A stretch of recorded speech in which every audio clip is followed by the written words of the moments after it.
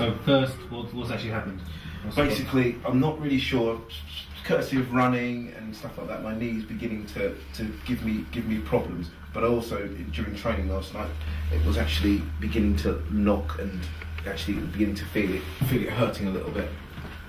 And right where your thumb is there is just on the kneecap there. Yeah.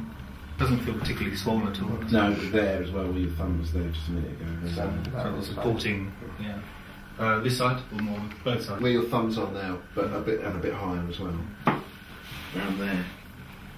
It was all hurting. And it still hurts. So overstrain possibly? Overstrain, but how long? Any cooking in the it's better than it was, but it still hurts. It still hurts a lot. When I run, like while we were training last night, it was hurting quite a bit. And the pain goes up.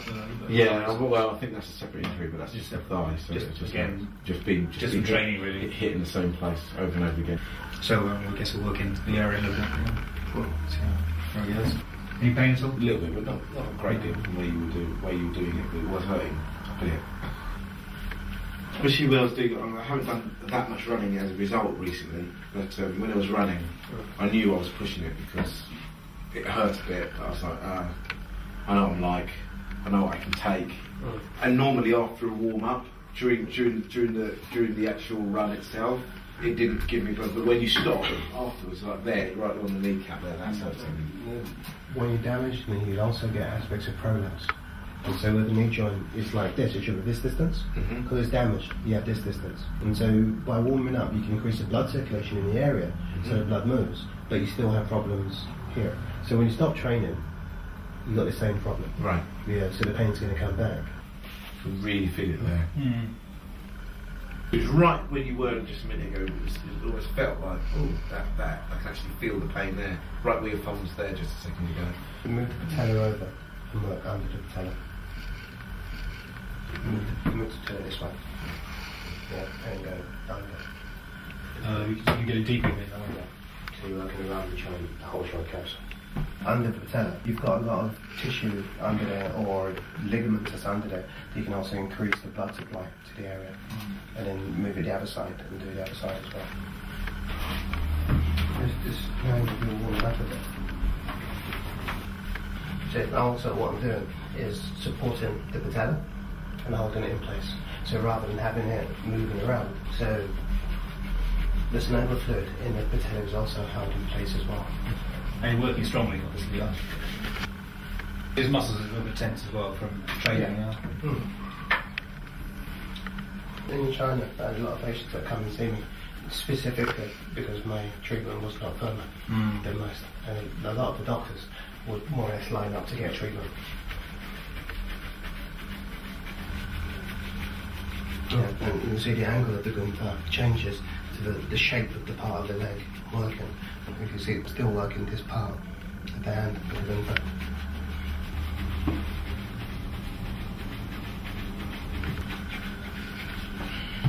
And of course this is going to help the knee as well anyway, isn't it? Yeah. Above the knee. All the muscles above the knee run through the common tendon, through the patella, into here. Yeah, so if all these muscles are relaxed, then the patella is going to relax as well. The knee joint is going to open. But then I'd have to turn over to do the back of the knee also, and then I'll start to stretch. How does it feel?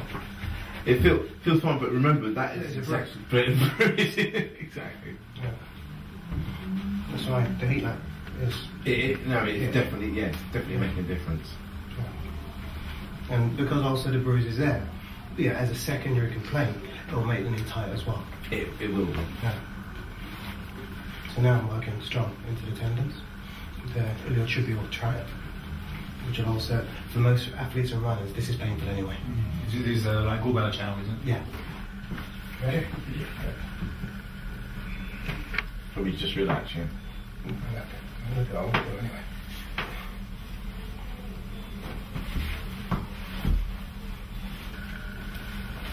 Because what I'm doing now, I'm actually stretching, open up. Open that joint, yeah. The whole joint.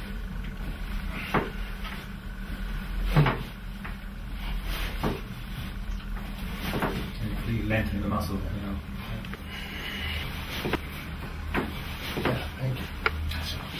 It wasn't. So now the area should be. Not as painful. No, not at all. Feels better. Go and press. Where you pressed before? There is no pain actually. Ah, just a little bit there. Yeah, much better. Here was Yeah. painful before, Yeah. wasn't it? So here. Yeah, it was hurting before.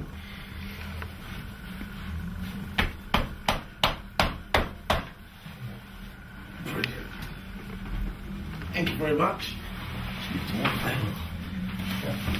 Feels a bit lighter. A lot lighter actually. That's also comparison, you do one leg, not the other. Yeah, but Yeah. the treatment is you treat the disease side. So where in the West we would do both left and right leg. Yeah, the disease is the left leg, so we treat The left leg. the leg that's damaged and then off you go. Yeah, if you want a long treatment, then you come back. Yeah, I mean, I guess it has time, you do both, yeah. You do 1 hour. Also, I put my socks on a lot easier than I did this morning. Because, Yeah, but yeah, just how quick is that? You can see how quick you feel yeah. the response. Yeah. I think this is the magic of Tuina, isn't it? Yeah. The speed at which you get Instant recovery. you get. Yeah, so you don't have to come back next week and the week after.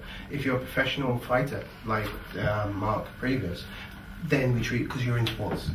Yeah, but if you aren't, then that will be enough. Your body then can take over the healing process.